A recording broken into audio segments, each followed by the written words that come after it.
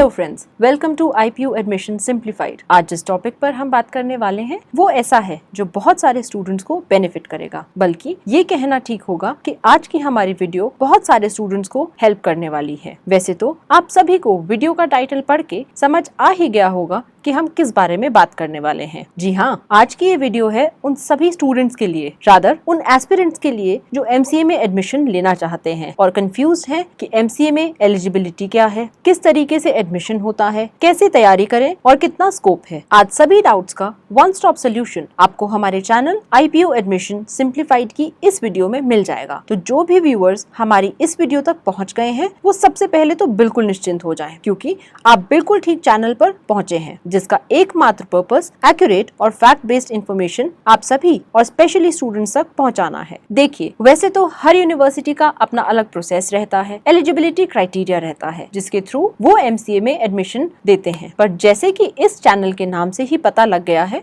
हमारा focus IPU specific रहेगा। IPU, जिसका पूरा नाम गुरु गोबिंद सिंह इंद्रप्रस्थ यूनिवर्सिटी है, एक रिप्यूटेड और NAC A grade accredited university है जो दिल्ली सरकार के अंडर आती है। बहुत सारे अलग अलग प्रोफेशनल प्रोग्राम्स IPU के मेन कैंपस द्वारका और रिसेंटली बने ईस्ट दिल्ली कैंपस में चलते हैं, जिनमें से एक बहुत सॉट आफ्टर कोर्स है MCA यानी मास्टर्स ऑफ कंप्यूटर एप्लीकेशंस, जो एक बहुत पॉपुलर और in demand post graduate program है। Computer programming, data structure, application software, flutter, full stack, AI/ML, data science, computer architecture और ऑपरेटिंग सिस्टम्स जैसे कई अलग अलग सब्जेक्ट्स और स्पेसिफिकेशंस पे MCA प्रोग्राम फोकस करता है, जिसके बाद स्टूडेंट्स को Google, oracle, Microsoft, Apple, TCS, Infosys, KPMG जैसे रिनाउंड कंपनीज में हैंडसम पैकेज आराम से मिल जाता है, प्रोवाइडेड आपने पढ़ाई पे अच्छे से फोकस करके अपने कंसेप्ट को क्लियर किया है। अब प्लेसमेंट के सपने तो हमने सजा लिए, इससे पहले कि आप फर्स्ट सैलरी की पार्टी भी मनाएं, फिलहाल थोड़ा फ्लैशबैक में चलते हैं ताकि शुरू से शुरुआत की जा सके। पहले एडमिशन ले लीजिए IPU के बढ़िया से कॉलेज में, चाहे वो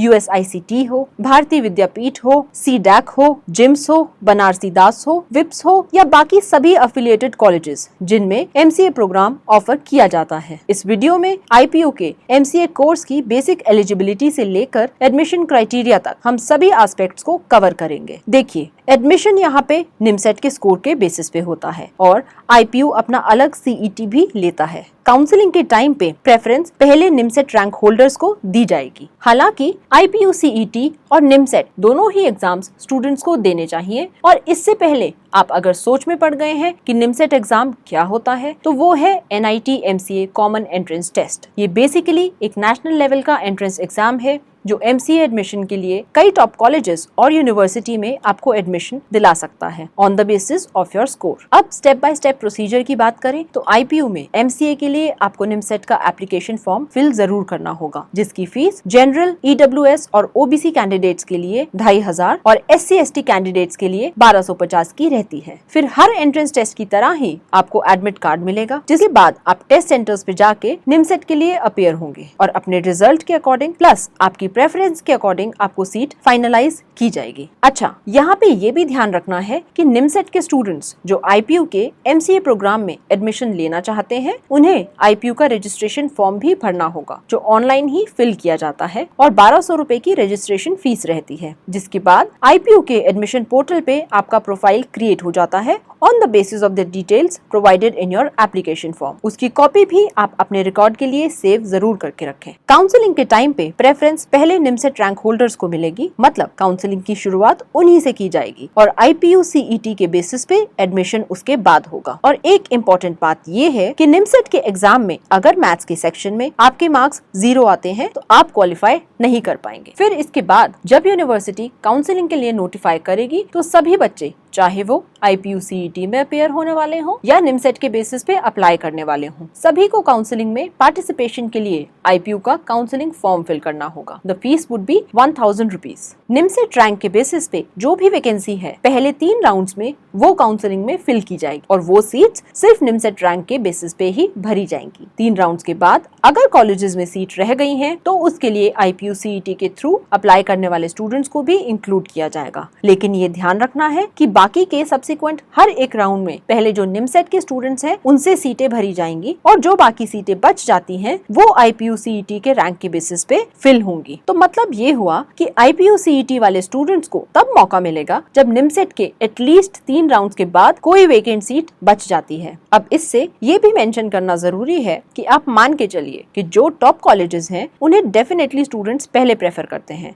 तो निमसेट के 3 राउंड्स के बाद उनमें कोई सीट वेकेंट रह जाने के चांसेस बहुत कम हैं। तो आपको अच्छे से अच्छा स्कोर लाने की कोशिश करनी है। नेक्स्ट स्टेप आपका चॉइस फिलिंग का रहता है, जिसमें जो भी कॉलेजेस IPU के अंडर MCA प्रोग्राम ऑफर करते हैं उनकी प्रेफरेंस आपको सबमिट करनी होगी। यहाँ कुछ बातें ध्यान में रखना आपके लिए बहुत जरूरी है। पहली बात ये कि आप हर कॉलेज के बारे में ठीक से रिसर्च जरूर कर लें, चाहे आपका कंसर्न डिस्टेंस हो, कनेक्टिविटी हो, प्लेसमेंट हो या ओवरऑल स्टूडेंट्स ग्रूमिंग हो। आप वेल इन्फॉर्म्ड डिसीजन जरूर लीजिएगा। पास्ट ट्रेंड्स को देखें तो USICT यानी मेन कैंपस द्वारका में कंप्यूटर टेक्नोलॉजी का department followed very closely by BVI कैम यानी Bharati Vidyapeeth institute of computer applications and management, CDAC, JIMS, Banarsi Das and विब्स एटसेट्रा में स्टूडेंट्स का कंपटीशन रहता है। कॉलेजेस की रैंकिंग के बारे में हमने एक सेपरेट वीडियो इसी चैनल पे अपलोड की है, जिसका लिंक आपको डिस्क्रिप्शन में मिल जाएगा। नेक्स्ट स्टेप सीट अलॉटमेंट का रहता है, जिसमें ऐसा तो जरूरी नहीं है कि आपको फर्स्ट राउंड में ही सीट अलॉट हो जाए, तो घबराना बिल्कुल नहीं है। सेकंड और थर्ड राउंड में आपको सीट अलॉट हो सकती है। अब जो सेकंड और थर्ड राउंड में जाएंगे उन्हें तो वेट करना है, पर जिन्हें फर्स्ट राउंड में ही सीट अलॉट हो जाती है वो यूनिवर्सिटी को 40,000 की फी पेमेंट करके अपनी सीट कंफर्म करा सकते हैं। ये एडमिशन फाइनल बिल्कुल नहीं है और ये सिर्फ स्टूडेंट की तरफ से विलिंगनेस का कंफर्मेशन है जो वो अभी फिलहाल अपनी अलॉटेड सीट के लिए एक्सेप्ट करता है। इसके बाद भी नेक्स्ट राउंड में आप अपनी सीट अपग्रेड बिल्कुल करा सकते हैं। हर राउंड में सीट कंफर्म करने का यही प्रोसेस रहता है। ऑल्सो यहाँ मैं मेंशन कर दूं कि 40,000 की फीस पेमेंट आपको सिर्फ एक ही बार देनी होगी। जिस भी राउंड में आप अपनी अलॉटेड सीट से सेटिस्फाई हो जाएं, तब आप अपनी सीट को फ्रीज करा सकते हैं। जो स्टूडेंट्स अपनी सीट फ्रीज नहीं करते उनकी वैसे तो ऑटोमेटिकली सीट फ्लोट ऑप्शन में रहती है, फिर भी बेटर ये है कि आप ऑनलाइन पोर्टल पे फ्लोट बटन क्लिक कर दें। फ्लोट ऑप्शन से स्टूडेंट अपनी अलॉटेड सीट को एक्सेप्ट तो करता है, पर ये ऑप्शन भी रहता है कि अगर आगे किसी भी राउंड में कोई बेटर सीट अवेलेबल हो तो आप तब उसे फ्रीज करा सकते हैं। लेकिन वो बच्चे जो अपनी सीट फ्लोट रखते हैं और अगले राउंड में कोई बेटर सीट उन्हें मिल जाती है तो उनकी पिछली सीट इस केस में ऑटोमेटिकली कैंसिल हो जाएगी। और इस स्टेज पे अगर आप ये चाहते हैं कि मुझे न्यूली अलॉटेड बेटर सीट के बजाय पिछली सीट ही मिल जाए तो वो अब मुमकिन नहीं है, क्योंकि आपकी वो सीट अब कैंसिल हो चुकी है और वो वेकेंट सीट अब किसी दूसरे स्टूडेंट को अलॉट कर दी गई है। ये भी ध्यान रखिए कि आपकी पिछली सीट तभी कैंसिल होगी जब आपको कोई बेटर सीट मिलेगी, नहीं तो आपकी पिछली सीट सुरक्षित है। और लास्ट में तीनों राउंड्स के बाद जिस स्टूडेंट को जो कॉलेज अलॉट हुआ होगा उसमें आप विजिट करके डॉक्यूमेंट्स की लिस्ट, बैलेंस फीस वगैरह सभी इंफॉर्मेशन ले सकते हैं। टोटल सीट्स की बात करें तो सभी कॉलेजेस की 700 के अराउंड सीट्स रहती हैं और IPU में MCA की ड्यूरेशन 2 साल की रहती है। बात फीस की हो तो वैसे तो हर कॉलेज की अपनी अलग फीस है, पर ऑन एन एवरेज आपको 1 से 1.5 लाख तक की 1 साल की फीस देनी होगी। कट ऑफ वगैरह के बारे में भी आपको वीडियो का लिंक डिस्क्रिप्शन में मिल जाएगा। तो मोटी मोटी बातें जो आपको याद रखनी है वो ये है कि पहले आपको निमसेट और IPU CET दोनों टेस्ट देने चाहिए।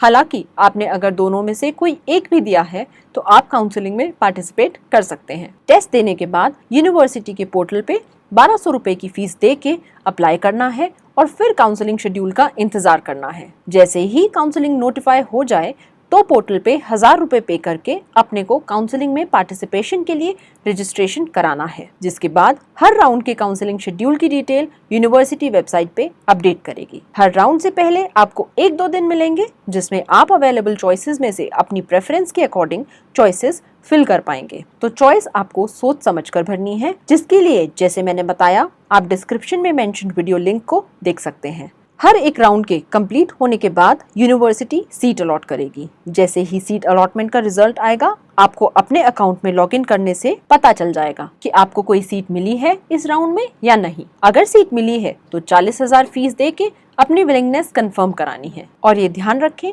कि 40,000 की फीस आप किसी भी स्टेज पे 1,000 के डिडक्शन के बाद विड्रॉ करा सकते हैं। अगर आप ये 40,000 रुपए अलॉटमेंट के बाद नहीं देते तो आपकी ये सीट कैंसिल हो जाएगी और आप काउंसलिंग के प्रोसेस से बाहर हो जाएंगे और आगे किसी भी सब्सिक्वेंट राउंड में आपको कोई भी सीट नहीं मिलेगी। तो आपको कंफर्मेशन के लिए 40,000 की फीस पेमेंट जरूर करनी चाहिए। और अगर आप किसी भी राउंड में अपनी सीट कंफर्म ना करना चाहें और उससे सेटिस्फाइड ना हो तो उसे फ्लोट ऑप्शन पे रखना चाहिए, ताकि अगले राउंड में कोई बेटर सीट अवेलेबल होगी तो वो आपको मिल जाएगी। किसी भी राउंड में जब आप अपनी अलॉटेड सीट से सेटिस्फाइड हो तभी उसे फ्रीज करें, वरना फ्लोट रहने दें। फाइनली 3 राउंड काउंसलिंग होने के बाद एक स्लाइडिंग राउंड डिक्लेयर किया जाएगा, जिसके अंदर अगर कुछ रिजर्व्ड कैटेगरीज और ऐसी सीट्स जिसमें स्टूडेंट्स ने 40,000 वापस लेके एडमिशन विड्रॉ कर लिया हो, ऐसी वेकेंट सीट्स के अगेंस्ट एक जनरल अपग्रेडेशन का राउंड होता है, जिसे स्लाइडिंग राउंड कहते हैं, जिसमें आपकी प्रेफरेंस और वेकेंट सीट्स को कंसिडर करके सीट अपग्रेड की जा सकती है। सीट अलॉट होने के बाद आपको यूनिवर्सिटी अलॉटमेंट लेटर पोर्टल से डाउनलोड करना होगा और जिस भी कॉलेज में आपको स्लाइडिंग राउंड के बाद फाइनली सीट मिलती है उस कॉलेज में जाएं और अपने डॉक्यूमेंट्स चेक कराएं। अपने ओरिजिनल डॉक्यूमेंट्स के साथ कम से कम सेल्फ अटेस्टेड डॉक्यूमेंट्स के 2 सेट्स आप लेके जाएं जो आपको वहां सबमिट कराने होंगे along with the college balance fees. इसके लिए भी यूनिवर्सिटी एक शेड्यूल डिक्लेयर करेगी और आपको ये सारा काम इन पर्सन जाके as per the schedule complete करना होगा। अदरवाइज डेडलाइन के बाद आपकी अलॉटेड सीट ऑटोमेटिकली कैंसिल हो जाएगी और जो आपने 40,000 पेमेंट की होगी वो एक सर्टेन डेट के बाद 1,000 की डिडक्शन करके आपको वापस मिल जाएगी। अदरवाइज अगर आप पूरा प्रोसेस कंप्लीट करके रिस्पेक्टिव कॉलेजेस में बैलेंस फीस पे कर देते हैं तो यूनिवर्सिटी अपनी वेबसाइट पे क्लासेस स्टार्ट होने का शेड्यूल भी अपडेट करेगी। इसके बाद भी आपके पास स्पॉट काउंसलिंग के थ्रू स्कोप है अपना कॉलेज बदलने का, जो ऑनलाइन या ऑफलाइन हो सकती है। ये उन वैकेंसीज के अगेंस्ट की जाती है जो स्टूडेंट्स पूरा प्रोसेस कंप्लीट करने के बाद भी अलॉटेड कॉलेज में कंटिन्यू नहीं करना चाहते हैं। ये राउंड उन स्टूडेंट्स के लिए है जो या तो पूरा प्रोसेस मिस कर गए हैं और एज अ फ्रेश कैंडिडेट अब एग्जिस्टिंग वैकेंसीज के अगेंस्ट एडमिशन लेना चाहते हैं। याद रखें कि स्पॉट काउंसलिंग में भी मेरिट के अकॉर्डिंग ही और मेरिट के बेसिस पे ही एडमिशन फाइनल किया जाता है। स्पॉट काउंसलिंग में एडिशनल 5,000 की फीस देके आप पार्टिसिपेशन कर सकते हैं। अब अगर स्पॉट काउंसलिंग में आपको मनचाही सीट अलॉट हो जाती है तो आपको फिर से नए कॉलेज में विजिट करना होगा, अपने डॉक्यूमेंट्स रीवेरीफाई कराने होंगे और उस कॉलेज की बैलेंस फीस देनी होगी। और जब आपका एडमिशन कंफर्म हो जाए तो नया अलॉटमेंट लेटर लेके पुराने कॉलेज में जाना है, जिसके बाद आप विड्रॉल का प्रोसेस करेंगे और कुछ डिडक्शन के बाद पुराने कॉलेज से पे की गई बैलेंस फीस भी आपको मिल जाएगी। तो पूरे प्रोसेस को आप अच्छे से फॉलो करें और अच्छे से अच्छी सीट लेने की कोशिश करते रहें। हमें पूरी उम्मीद है कि आप अपनी मनपसंद सीट लेने में कामयाब जरूर होंगे। बस आपको करना क्या है, हमारे चैनल को सब्सक्राइब करके बेल आइकन को ऑन करना है ताकि आने वाली सभी वीडियोस की नोटिफिकेशंस आपको जल्दी ही मिल सके। वीडियो को लाइक भी करना है। अगर आपका कोई भी डाउट है या आप IPO एडमिशन से रिलेटेड किसी भी टॉपिक पे इंफॉर्मेशन चाहते हैं तो कमेंट बॉक्स में वो जरूर लिखना है। और हाँ, वीडियो को ज़्यादा से ज़्यादा शेयर कीजिएगा ताकि मैक्सिमम स्टूडेंट्स की हेल्प हो सके। All the best to all of you. Stay connected with our channel IPO admission simplified, क्योंकि ये चैनल आपकी हेल्प के लिए ही है। तो पूरा फायदा उठाएं और मेहनत जारी रखें।